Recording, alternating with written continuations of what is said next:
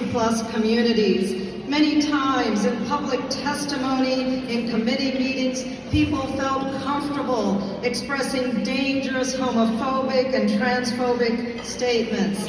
Some of my fellow lawmakers thought it was acceptable to introduce bills that targeted young children, banned books, scapegoated trans children in school sports, and that increased the vulnerability of minors and their families to bullying and to verbal attacks. Some days have felt like literal battles. Words can wound, legislation can harm, and ignorance can perpetuate old lies and baseless tropes that have no basis in facts, reality, or in simple common sense.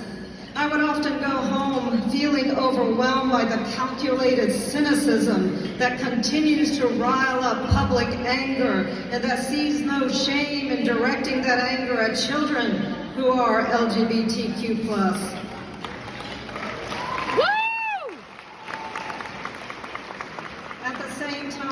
I drew strength and continue to draw strength from these children themselves, who are in their own way, their own best advocates. No child should have to speak in front of a room full of adults, some of whom are hostile to their very existence, and ask for a basic recognition of their identity.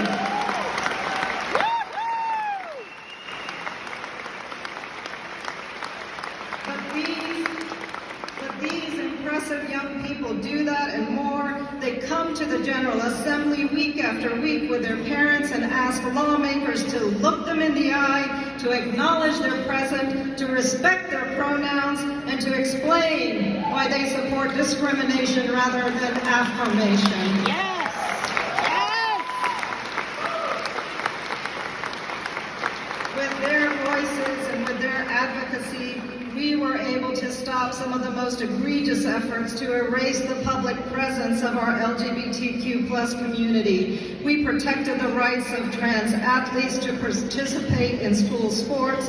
We protected school libraries from mandatory purges of books that speak to LGBTQ+ children.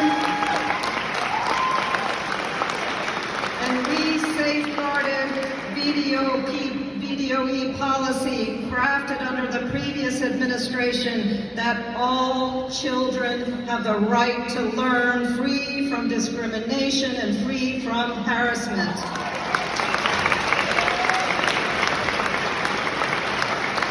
So we have a lot of work ahead of us, and the attacks on our transgender and non-binary students are only going to increase sadly this upcoming year. We're already seeing the ground being laid, but I assure you, we have many in the General Assembly who are willing to take up that fight. When a child in Virginia confides to a caring adult at school, they should never be afraid that they will be outed to a potentially abusive family member.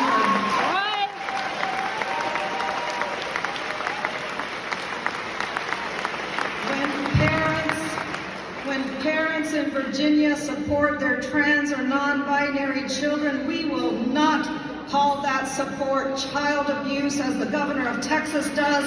We will call it love. Yes!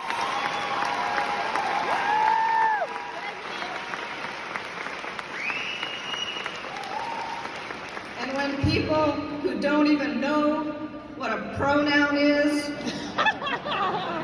all of a sudden act like pronouns are offensive alien creatures, we will remind them that pronouns are simple and easy to use, and that the preamble of our Constitution itself begins with a pronoun, and that pronoun is we. Woo!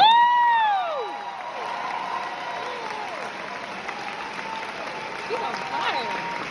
That pronoun is we, as in we the people, and we the people of this country and this Commonwealth are stronger together as we meet bigotry and discrimination with resilience, mutual understanding, and compassion.